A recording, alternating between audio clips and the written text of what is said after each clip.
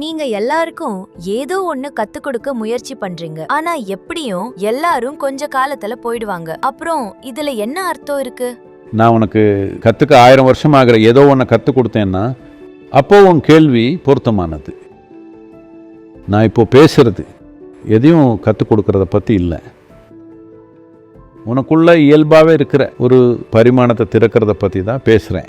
அது இருக்குது தானே. உன் பேர் என்னம்மா? அர்ணா. அருணா, காலையில் என்ன சாப்பிட்டீங்க? இட்லி. இட்லி.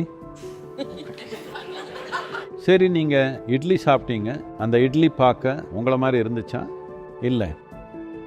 ஆனால் இப்போ உள்ளே இந்த வேலை நடந்துக்கிட்டே இருக்குது. அந்த இட்லி இப்போ ஒரு சின்ன பொண்ணாக மாறிக்கிட்டே இருக்குது. அப்படி தானே?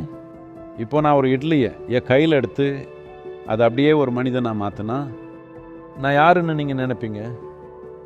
படைத்தலோட மூலம்தான் அது, இல்லையா? நீங்கள் அதை செய்கிறீங்க. ஒரு இட்லியை மனுஷனாக மாற்றிட்டு இருக்கீங்க. நீங்கள் பிரமாதமான ஆள் தான்.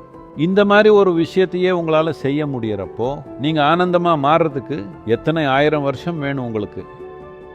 நீங்கள் எனக்கு அனுமதி கொடுத்தீங்கன்னா சில நிமிடங்கள்லேயே நாம் இதை நிகழச் செய்யலாம்.